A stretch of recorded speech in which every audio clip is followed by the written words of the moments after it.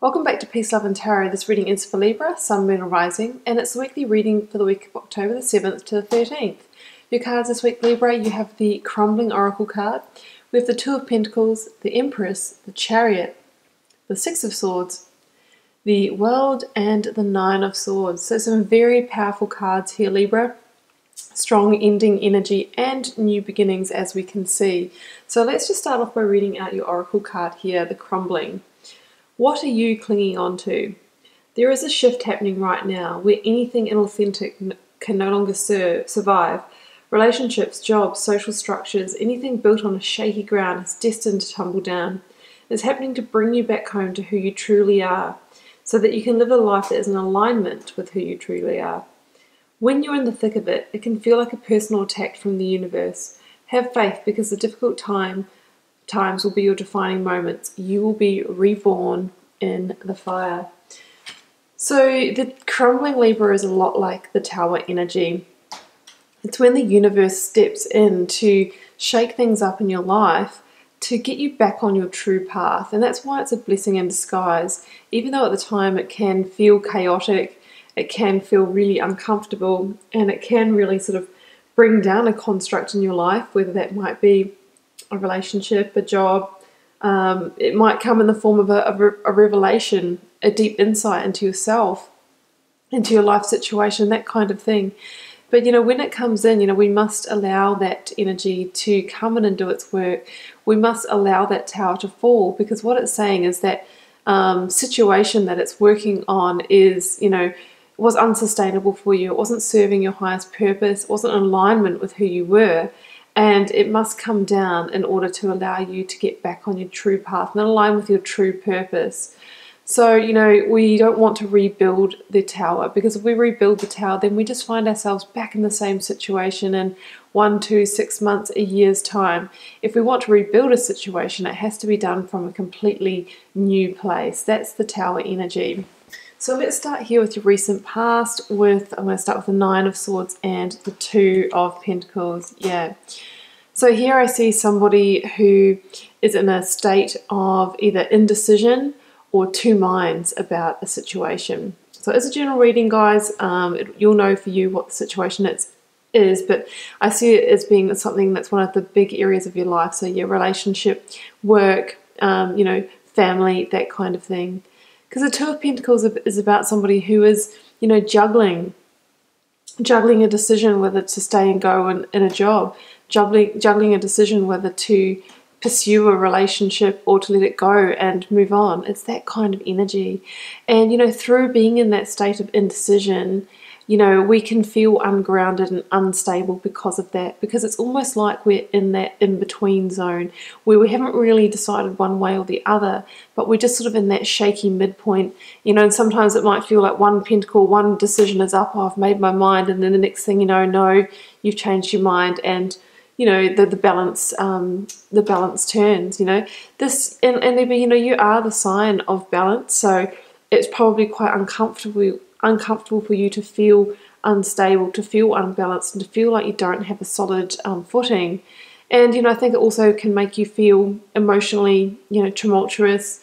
It can be intense when we feel like that, and we can see that here from the Nine of Swords, that sort of mental energy that has you over analyzing the situation over and over and over again, and making one decision and then changing your mind. It's really that state of not being sure what to do, not being sure of how to move on in a situation, feeling like, all the odds are stacked up against you. You've got all these swords stacked up on the wall here. It can be, a situation that also puts you in a state of anxiety, feeling a little bit depressed, keeping up at night, thinking about the situation over and over. It's that kind of energy.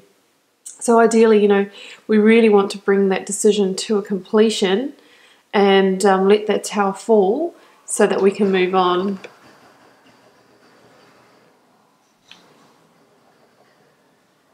So Libra, I think this week is the week that you make that decision and bring closure to that situation. Because under the world energy here, the universe is saying that it is time for this situation to end, for the indecision to end, for you to decide one way or the other so that you can move on with your life. The world energy really is a card of victory. It does say that you've arrived in the situation. So even if it has been painful for you to be able to make a decision what to do, what the world energy says in terms of that victory is that you have learnt what you need to learn from the situation.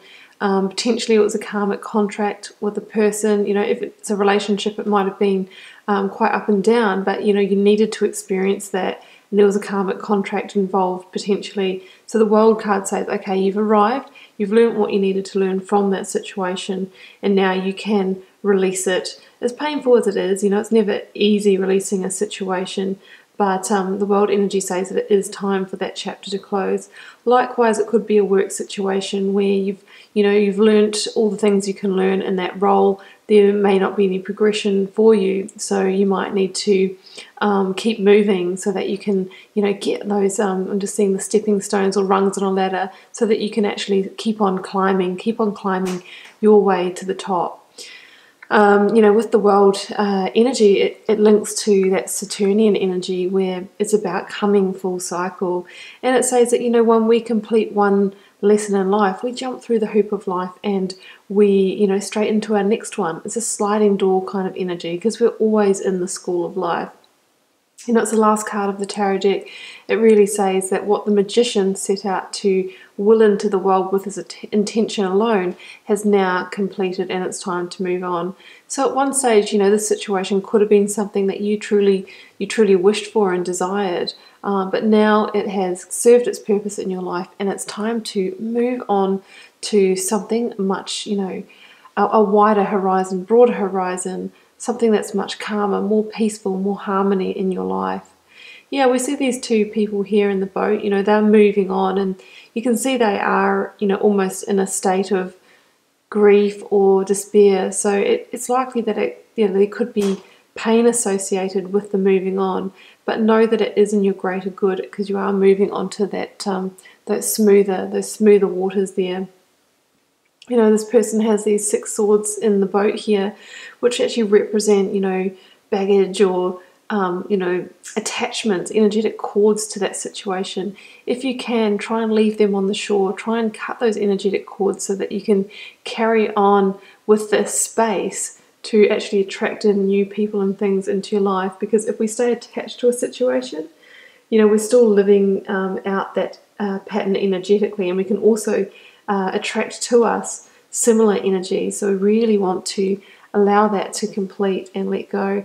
Yeah, and look, I really see this as the focus energy this week, is really making that decision and then taking the first steps to move on, move into a new direction, and understanding that, it is divine timing for you to do that, and the universe is saying, it is time to end that chapter and move on. And I think once you make that decision, it's really going to be full steam ahead and charging forth. Because look at these cards here. These are so sunny and positive, and they talk about, great promise of new beginning, of moving on quickly to much bigger and better things.